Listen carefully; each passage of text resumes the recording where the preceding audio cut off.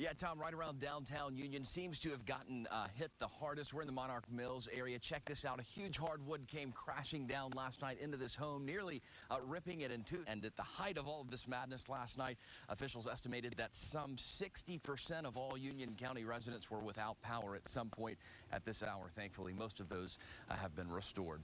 I'm Graeme. Tonight we're live in Union County, 7 on your side. Yeah, crews have been working around the clock and will continue to do so to get this interstate back open. Hopefully that should happen sometime tomorrow afternoon. But the bigger project is going to be repairing that bridge. Yeah, Amy, you're exactly right. State inspectors came here yesterday, gave this train the go-ahead. But before it got approved, the Parks and Recreation Department here in Simpsonville, they had to put a speed limiter, a governor, on the engine so this train wouldn't go as fast. Yeah, Tom, well, the DOT says the worst spots remain in those rural secondary areas, especially in the higher elevations, but also in the lower elevations. Now, to sell alcohol on Sundays, each bar or restaurant will have to pay a $3,000 annual licensing fee, but the folks here at Wild A say that's nothing in comparison to what they'll make by being able to sell on that 7th day. Like so many people who lose their homes to fires, Hank says one of the toughest things is not necessarily losing the house itself, but everything inside, all of those memories made over so many years. Our Graeme Moore worked leads for 2 days and broke the story today. He's joining us now with the exclusive details. So, Graeme, what have you found out? Yeah, Tom, we are not talking about a local investigation. We're talking about U.S. federal agents who last week raided the home of that former patrolman.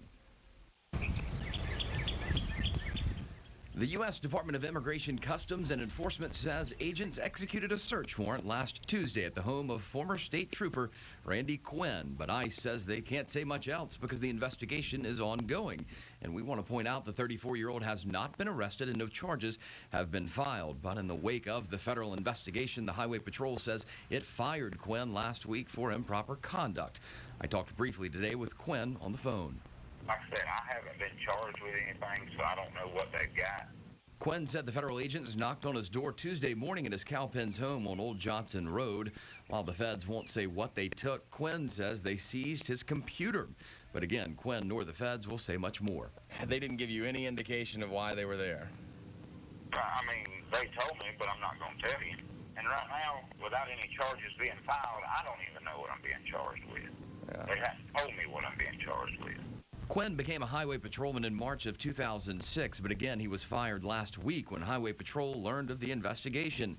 Before that, Quinn worked for the Gaffney Police Department for 6 years. And the police chief there told me Quinn was a good officer. An ex-man of the law, now at the center of an investigation he doesn't want to say much about. Do you have any clue why they came to your house? I can't tell you nothing about the investigation.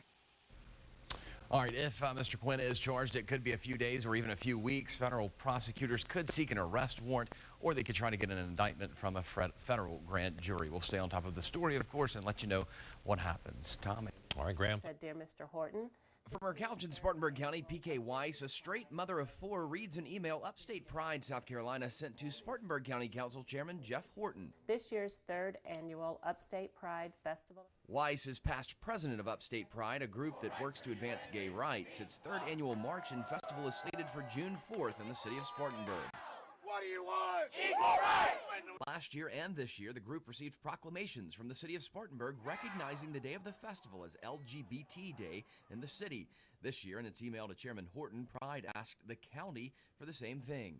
Please help us portray Spartanburg County as a leader in the advancement of justice and equality. Within a couple of days, Pride got a response from Horton, which was to the point. His reply was a one-word no. Weiss said she wasn't surprised at being told no, but took issue with the way the response was written. There was no salutation, no closing, no thank you for the invitation, just no. And I thought that was rude and dismissive. Horton's reason for the denial is almost as short as the reply itself. Just said no, just no. No. Thank you. Horton said he never brought it before council for consideration because he knows no one would have supported it. Another reason Pride members felt blown off. That he did not give it serious consideration, that he has no intention of supporting the day. Just no. I thought it was rude. With or without county council support, Pride says it will march on in the city in just a couple of weeks. In Spartanburg, Graeme Moore, 7 on your side. As the beer stacks up here at the Pure Station in Gaffney, so too do the citations for selling to minors. Cherokee County deputies say the store, one of 10 spots called for selling alcohol to minors. Arnesh Kumar Seth says he's guilty. I did. I accept that. but doesn't mean I did intentionally. Sheriff Steve Mueller says they've busted Seth's store 8 times in the past year and a half. Seth, though, questions that number. This is the 8th time that an underage person has been sold to at this store. I don't know about that. The sheriff says Seth's store isn't the only repeat offender. The trend is those merchants that are not complying, they're the same ones every time we go out. They continue just not to comply. Deputies use underage operatives. They send them in to see who's selling to minors and who's not. Last Thursday, they visited 28 spots from gas stations to restaurants like Applebee's. They wrote 13 citations, including 2 at the neighborhood bar and grill, and 2 to Seth, who they also arrested. Why didn't you ask for the ID? Because I guess I didn't ask for ID, that's true. Because I have too much crowd in my store is too small and there is too many customers. So I want to get out the customer as soon as possible. It's an excuse Sheriff Mueller doesn't want to hear. We just want to send a message from the Sheriff's Department that we're not going to tolerate merchants and restaurants that are selling their underage kids. Seth has put up new signs and pledges to check all IDs from now on. Good thing, because the sheriff promises he's watching. In Gaffney, Graeme Moore, 7 on your side. I think When we read one student stabbed another last week with a pencil at Union County High School, we wanted to know more. Union Public Safety says it wasn't that big of a deal and that the student was poked, not stabbed. right, but what needs to be reported is the student was stabbed with a pencil, but it's not like bloods and gore and he was bleeding and had to go to the emergency room or anything like that. You know, it was kids being kids, in my opinion. You know, one bullying another, and you know. Kids being kids with pencils and scissors, is that, I don't... Well, no, I mean, I'm just saying, you know, when you were in high school, you had that guy that picked on everybody, right? Are you with me? Yeah. You know what I mean? I mean, that's just part of, you know, part of society these days. I'm not saying it's right or it's wrong. I'm just saying that's just the way it is. And the way it is breaks down like this. Since January of 2010, officers have taken 60 reports at Union County High School. Everything from assault to a couple of weapons violations to disorderly conduct. 60 reports in 12 months, considering the amount of students that are out there, not that many. If you pulled the same records for Spartanburg County Sheriff's Office or Greenville County Sheriff's Office, you'd be surprised how less ours is compared to theirs. We did and compared Union County High School to Spartanburg County High Schools. Based on our math, there's 1 incident per every 19 students in Union County and 1 per every 46 students in Spartanburg County. So statistically, there are more than double the police reports in Union County. But the school district says the reason is because they take reports for every little thing, unlike surrounding counties, which, quote, handle these as school discipline issues and as such are not reported to their local law enforcement agencies. No, look at these, Graeme. Either way, Union Police and the school say there's not a problem. Are the students safe out there? I think the students are safe out there. Yes, I do.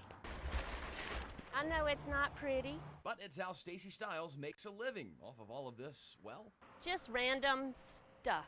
4 days a week, Stacey's Garage Sale opens for business on the corner of Highland Drive and 290, a busy 6-lane highway. And folks around here say that's when things really stack up.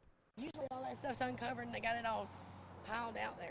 And Kathy Phillips says the piles of stuff and cars parked along the street make it difficult to make turns onto and off of Highland Drive. Yeah, it's very dangerous. She says because she can't see to turn. You pull out in front of another car, you're going to have a wreck there. I mean, you know. Phillips isn't alone. The neighborhood mail carrier says the parked cars on busy days make turning tricky. You have to make sure, you know, as you turn in that you turn wide to keep from hitting them. Stiles says that's all nonsense. It's hard for me to see from the tree and the mailboxes, but I see past my yard and onto my neighbor's yard just fine. Yeah. Stiles thinks the neighbor's true gripes are with the way the yard sale looks, not the traffic issues. There's just making up complaints to harass me, I suppose. One of those complaints made it to 7 on your side, and we asked the Spartanburg County Planning Department about the issue.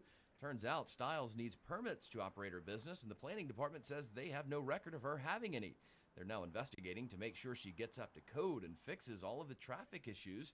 Stiles says no problem. Yeah, I will abide by what I'm supposed to do. I mean, I have no problem with that. Which suits drivers trying to navigate around the sale safely. Well, I don't mind the yard sale. I'm all for yard sales, but they don't need to have it this close. That's a big, 290 is a big, you know, lot of traffic. In Spartanburg County, Graeme Moore, 7 on your side.